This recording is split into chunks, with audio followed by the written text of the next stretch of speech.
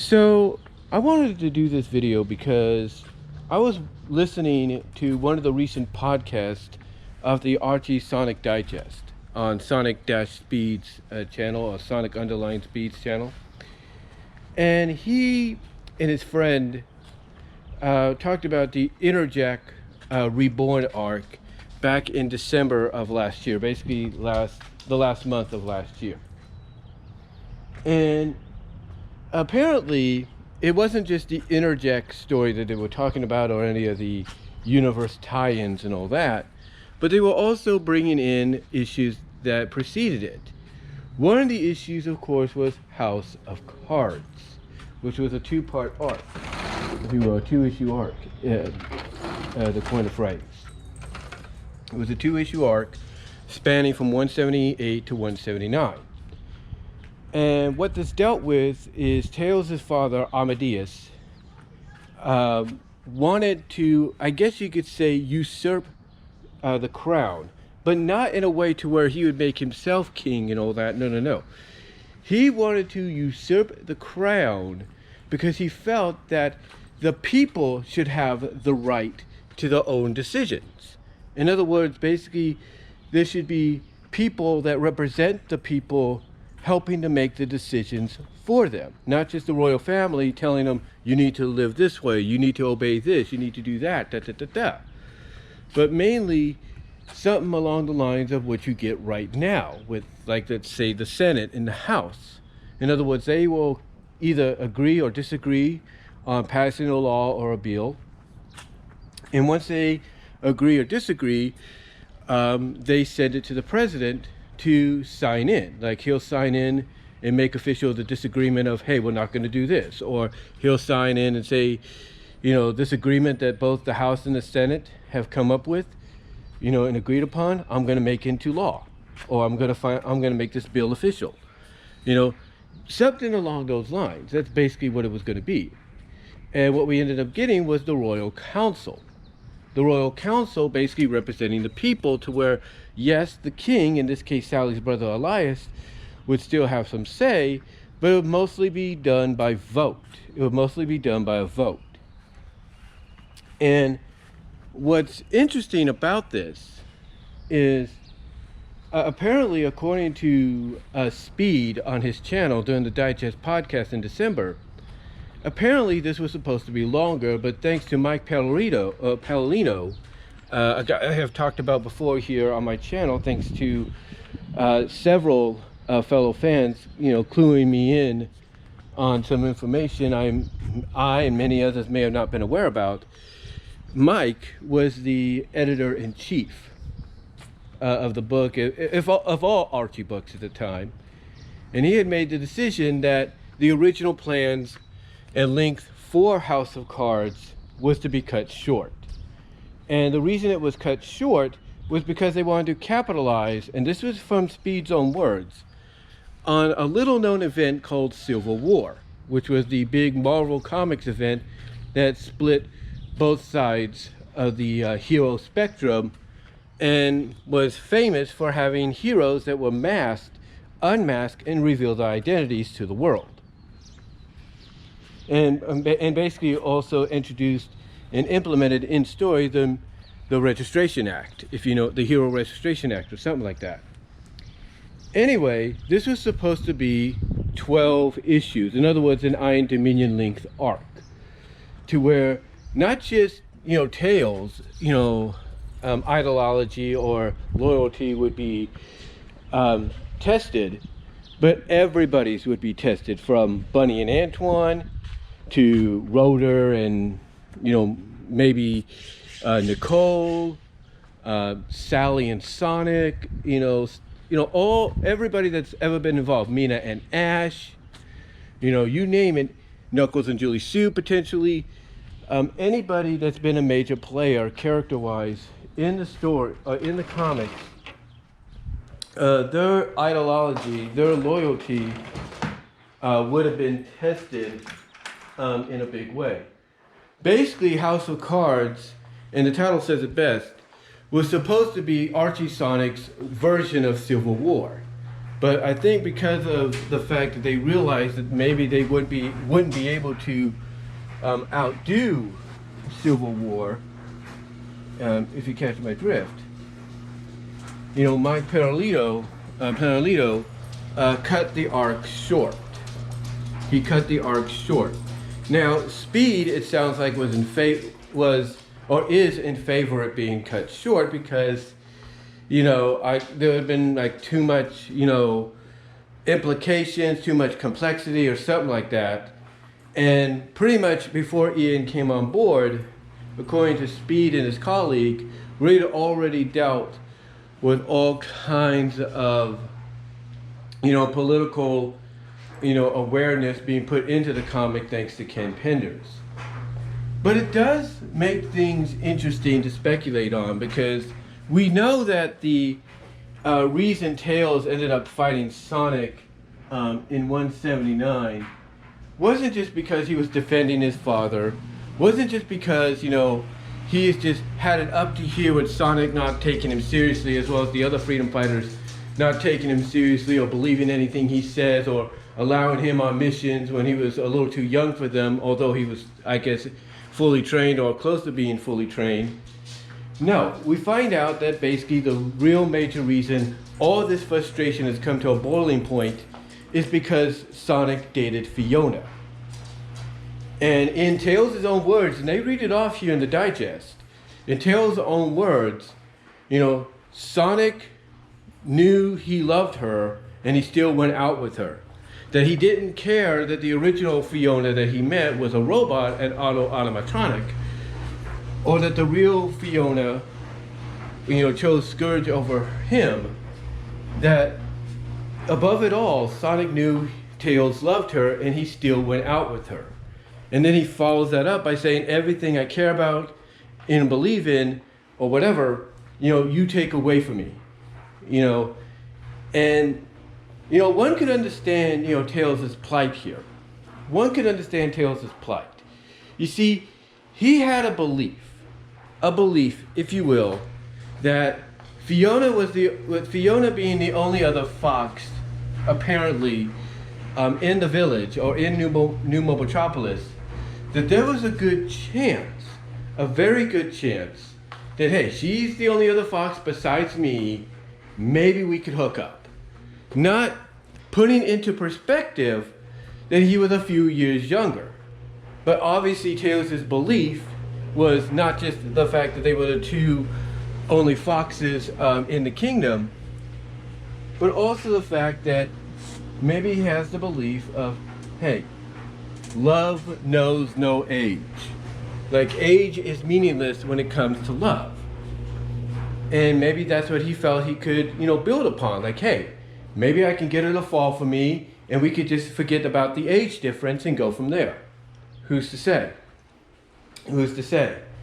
But again, when you look at, you know, what the real reason was behind Tails, you know, fighting Sonic and everything, you know, and it not just being because of the fact that he got frustrated of Sonic and the others not taking him seriously at time or believing certain things that he said, especially when it comes to certain adventures he's been on.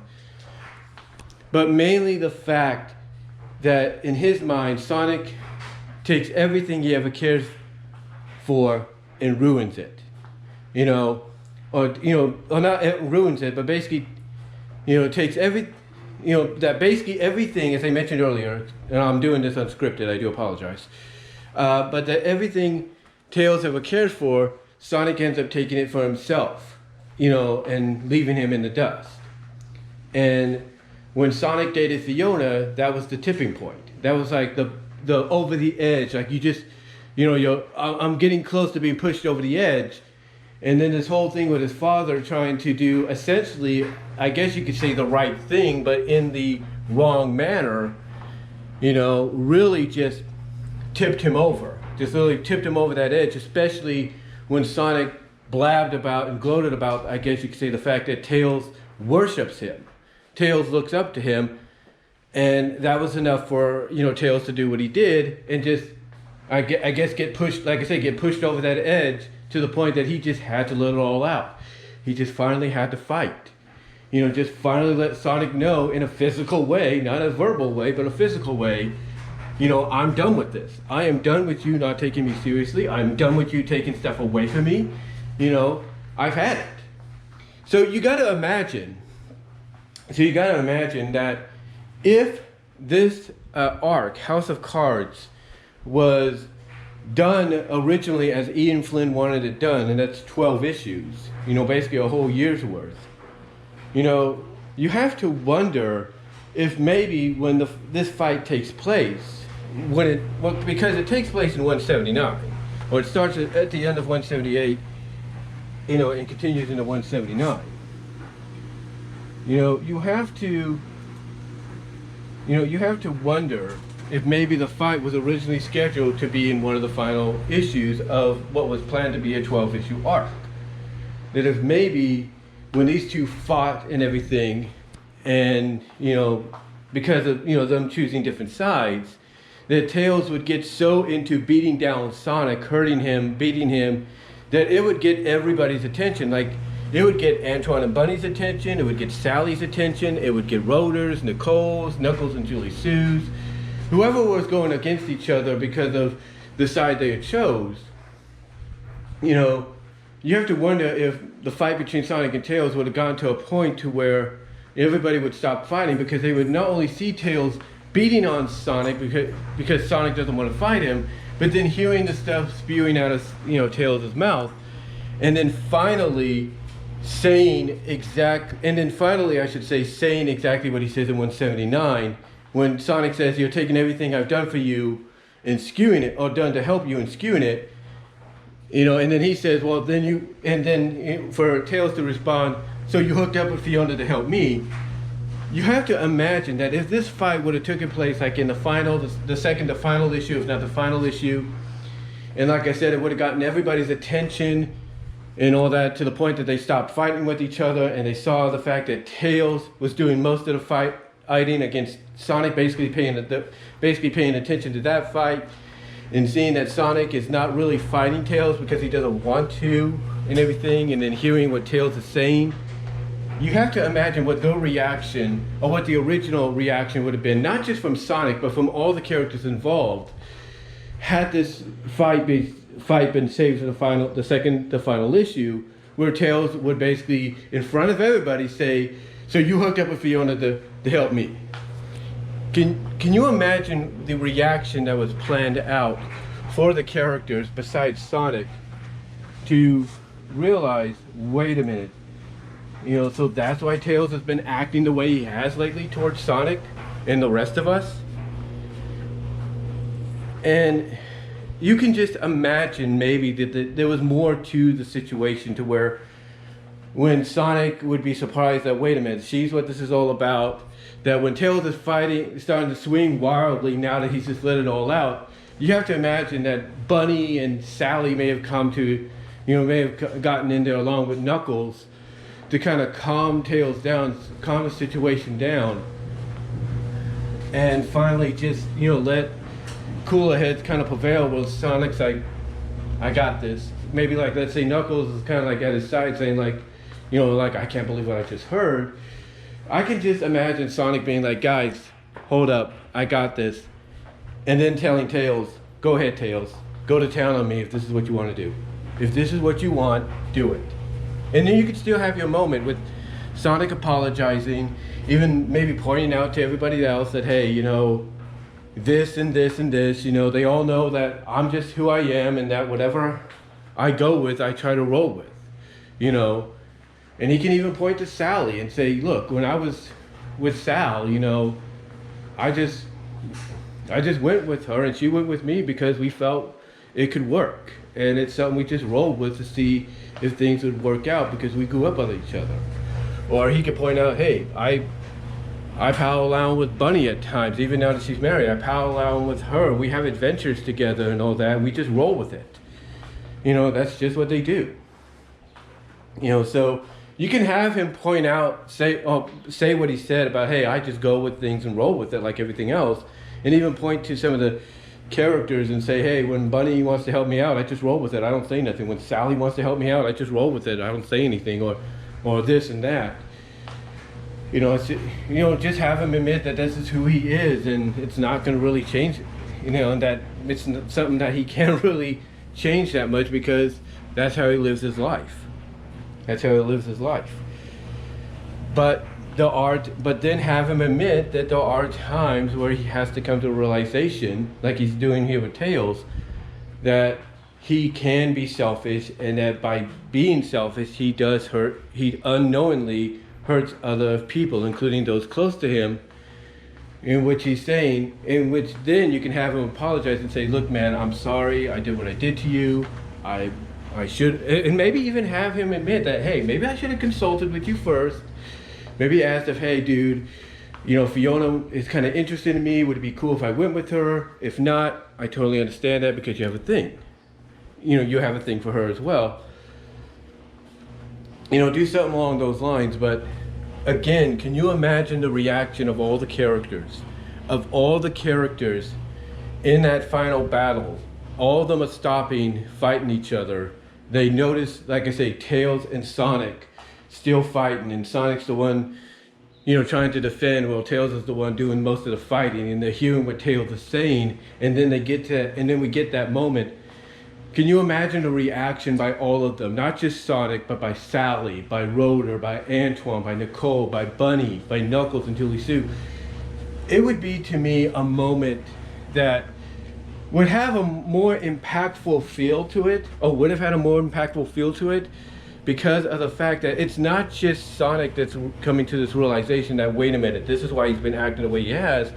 It's everybody else.